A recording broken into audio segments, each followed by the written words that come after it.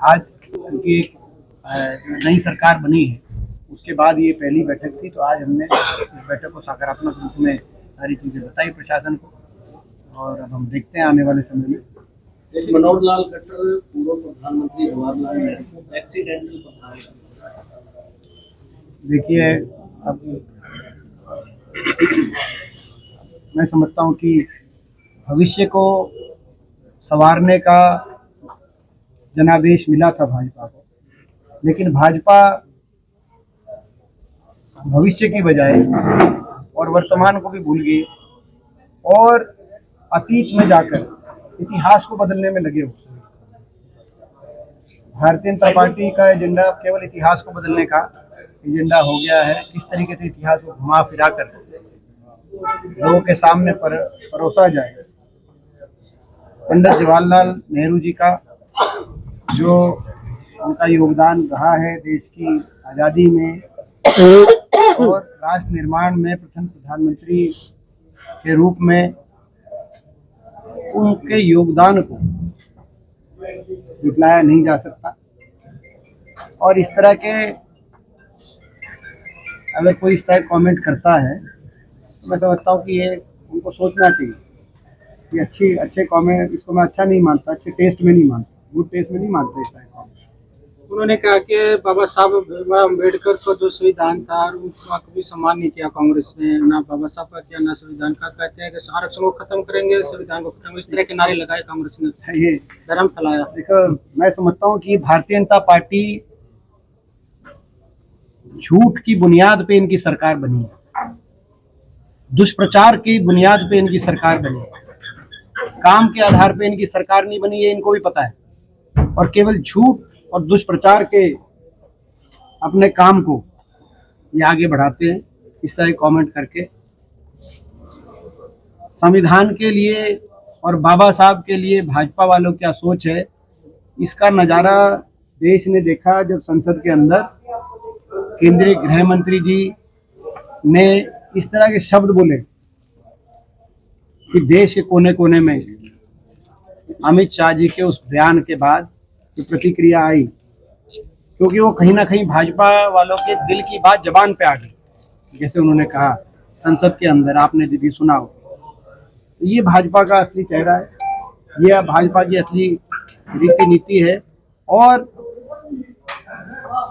पूर्णतः भाजपा को एक चीज में भारत हासिल है। हरियाणा में भी जो ये सरकार बनी है भाजपा की, ये केवल झूठ दुष्प्रचार के आधार पे, की आधारशिला पे सरकार बनी, काम के आधार पे नहीं बनी। हरियाणा का भी एक एक नागरिक जानता है, हरियाणा का तो इन्होंने 10-11 साल में बहुत नुकसान किया है। हरियाणा का तो भट्टा बिठाया। हमारे मुद्दे यूं हैं क्योंकि हम सच के आधार पे हम लड़ाई लड़ते हैं। ये अपने काम बताएं। अभी पहुंच गए नेहरू जी पे, खट्टर साहब, ये पहुंच गए बाबा साहब पे, और ये सारी बातें कर रहे हैं। ये अपने काम भी बताएं। हम बार बार यही कहते हैं, क्या काम किए इन्होंने 10 साल में, 11 साल में, लोगों के भलाई का क्या काम किया। एक उदाहरण मैं मेट्रो का देता हूँ, बाकी तो चलो हम तो सारे बोलते ही रहते हैं। हमारे समय 81 किलोमीटर मेट्रो बनी थी 10 साल की सरकार में, इनकी तो 11 साल हो गए। बुलेट ट्रेन की बात करी, एक खंबा भी मेट्रो का, 1 इंच भी मेट्रो का, जहाँ आखिरी खंबा बहादुरगढ़ में आया था, या आखिरी खंबा गुड़गांव में, फरीदाबाद में, जहाँ जहाँ हम लेके गए थे मेट्रो, बल्लभगढ़ में 4 शहरों को हमने मेट्रो से जोड़ा था। 11 साल में एक खंबा मेट्रो का बनवा नहीं पाए। तो ये ऐसे लोग हैं जो काम में विश्वास नहीं करते, लेकिन ये दुष्प्रचार और झूठ के काम में विश्वास करते हैं, और उसी के आधार पे भ्रामक प्रचार में विश्वास रखते हैं। दुष्प्रचार, भ्रामक प्रचार करके जनता को बहकाने में ये विश्वास रखते हैं, और इसी विचारधारा से हमारी लड़ाई है। दीपेंद्र जी, दिल्ली का चुनाव किस ओर का? शीश महल की बात हो रही है, एलजी ये कह रहे हैं कि अरविंद केजरीवाल जीत गए। देखिए, जहाँ तक दिल्ली की बात है, दिल्ली में मुझे ऐसा विश्वास है कि कांग्रेस का प्रदर्शन, कांग्रेस पार्टी का प्रदर्शन पहले से बेहतर होगा। कांग्रेस की पार्टी के प्रदर्शन में काफ़ी सुधार होगा, क्योंकि दिल्ली वासी आज एक बात स्वीकार कर रहे हैं कि जो काम हुआ था दिल्ली में वो कांग्रेस के राज में हुआ। इस बात को मान रहे हैं 3 चुनाव के बाद। अब ये बात देखने को दिल्ली में मिल रही है, तो क्या नतीजे आएंगे मैं कोई उस पर ज़्यादा लंबी चौड़ी भविष्यवाणी नहीं करना चाहता, लेकिन ये विश्वास के साथ मैं कहना चाहता हूँ कांग्रेस के प्रदर्शन में निश्चित तौर से दिल्ली में सुधार है। एलजी वाली बात है, एलजी खुद अरविंद केजरीवाल को ये कह रहे थे अरविंद केजरीवाल झूठे बयान। देखिए, संवैधानिक व्यवस्था में भाजपा कोई विश्वास ज़्यादा है नहीं, तो इस तरह का कोई मैं समझता हूँ ये कोई नई बात या कोई चौंकाने वाली बात कोई नहीं है, एक साधारण बात होगी देश के प्रजा की। शीर्ष नेतृत्व दिखाई नहीं देगा दिल्ली में कांग्रेस का, क्योंकि प्रधानमंत्री ने रैली की, जब जगत प्रकाश नड्डा ने रैली की, और अभी 16 तारीख को राहुल जी की भी रैली है और पूरा शीर्ष नेतृत्व वहाँ पे 15 तारीख को भी हमारा कार्यक्रम है। AICC का हमारा नया जो भवन है उसका उद्घाटन किया जा रहा है, तो सारा आपको कांग्रेस का शीर्ष नेतृत्व वहाँ दिखाई देगा। दीपेंद्र जी, जिस तरह से किसान MSP की मांग को लेकर पंजाब बॉर्डर पर बैठे हुए हैं, वो कह रहे हैं कि हरियाणा में 24 फसलों पर हमने MSP दे दी है, MSP से भी ज्यादा किसानों को दिया है। कांग्रेस भ्रामक प्रचार कर रही है। अगर ऐसे ही किसान हितैषी थे तो भूपेंद्र सिंह हुड्डा स्वामीनाथन रिपोर्ट के उस समय वो थे, चेयरमैन बनाए गए थे, क्यों नहीं उस समय लागू किया? ये भाई, ये तो झूठ का प्रचार है। उनको यही नहीं पता कि हुड्डा साहब स्वामीनाथन कमीशन के चेयरमैन नहीं थे। स्वामीनाथन कमीशन के चेयरमैन स्वामीनाथन जी ही थे, और जो हुड्डा साहब जो कृषि संबंधित कमेटी के चेयरमैन थे, जिसमें सारे मुख्यमंत्री सदस्य थे, उसके चेयरमैन हुड्डा साहब थे। उस कमेटी ने देश में सबसे पहले कहा था स्वामीनाथन कमीशन लागू करो, जो स्वामीनाथन कमीशन की जो रिपोर्ट है उसको लागू करो।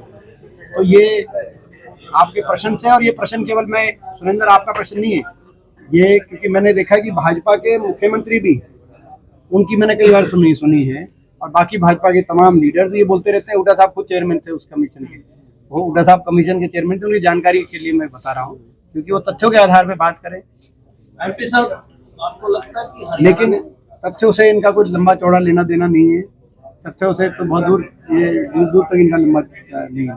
धन्यवाद की जिस तरह से तबीयत खराब। अच्छा, और हमारी मांग है, बारिश से इतनी फसल का जो नुकसान हुआ है हमारे पूरे जिले में, अभी ये बताया गया हमें इस मीटिंग में कि केवल ओलावृष्टि जो 6 गांव में हुई है उन्हीं की गिरदावरी के आदेश आए हैं। बारिश से फसल की जो नुकसान हुआ वो इसको अभी तक क्षतिपूर्ति में लिया नहीं जा रहा। ये हमारी हम मांग करना चाहते हैं कि प्रदेश सरकार की तरफ से मुख्यमंत्री तुरंत आदेश दे और किसान विरोधी अपना रवैया छोड़े, किसान विरोधी अपनी नीयत छोड़े, और किसान को राहत पहुंचाने के लिए बारिश से भी जहां नुकसान हुआ है उनको भी क्षतिपूर्ति में उनको मुआवजे के लिए शामिल किया जाए। ये हमारी मांग है। एक मांग हमारी आज ये भी आई इस मीटिंग में, कई मीटिंग में मांग आई जिसमें से एक मांग है।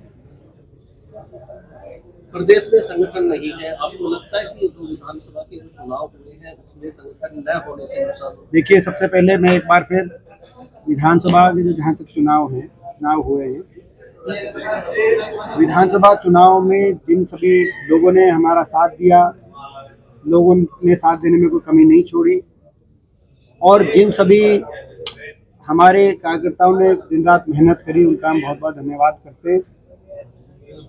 ये सही बात है, प्रजातंत्र में हार और जीत दो पहलू हैं, और भाजपा ने हर तरीके से साम दाम दंड भेद यंत्र मंत्र तंत्र झूठ दुष्प्रचार भ्रामक प्रचार समाज को बांटने की बातें हर प्रकार के हथकंडे अपनाए, उसके बावजूद बराबर मत प्रतिशत हमें मिला। अगर 58 लाख लोगों ने भाजपा को वोट दी तो उससे मात्र आधा प्रतिशत कम लोगों ने हमें भी मत पड़ा, लगभग 58 लाख लोगों ने कांग्रेस के पक्ष में भी मतदान किया। इस सबके बावजूद और केवल 22,000 वोट, अगर 22,000 वोट हमारी ज़्यादा आती, यानी 11,000 मतदाता इतने बड़े प्रदेश के अंदर अगर भाजपा की बजाय कांग्रेस का चयन करता तो आज कांग्रेस की सरकार रहती, तो बहुत अच्छा।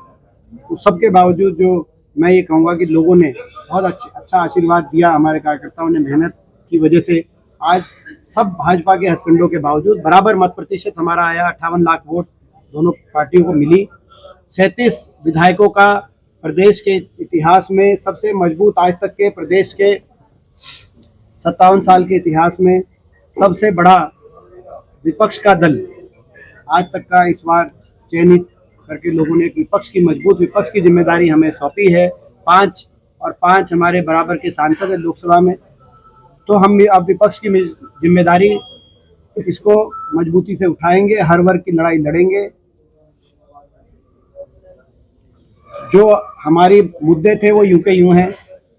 हरियाणा का जो नुकसान इस सरकार ने किया वो आज पूरे हरियाणा सारे हरियाणा प्रदेश वासियों को के सामने है, और हमारे इतने लोगों ने हमारा साथ दिया है, तो हमारे जो मुद्दे थे वो लगभग बराबर मत प्रतिशत के साथ बराबर के हरियाणा के नागरिकों ने उन मुद्दों को स्वीकारा है। तो इस बात को नजरअंदाज नहीं किया जा सकता। भाजपा के कई नेता जो बार बार ये कहते हैं कि चुनाव में इतनी हमारे को बड़ा बहुमत मिल गया और विपक्ष खत्म हो गया। मैं कईयों के बयान में देखता हूँ जिस तरीके से कांग्रेस पार्टी और विपक्ष की तरक्की की तरफ भाजपा के नेताओं द्वारा जो बयान किए जा रहे हैं वो दुर्भाग्यपूर्ण है। वो इसको ना भूलें कि बराबर का विपक्ष है, बराबर का हमें एक प्रजातंत्र में एक जिम्मेदारी लोगों ने हमें भी सौंपी है, हम उस जिम्मेदारी को अच्छे से निभाएंगे। जहाँ तक संगठन की बात है, संगठन की क्या हो रही वो तो हमारे संगठनात्मक चिंतन के विषय हैं, वो सार्वजनिक चिंतन के विषय नहीं है, सार्वजनिक चर्चा के विषय नहीं है।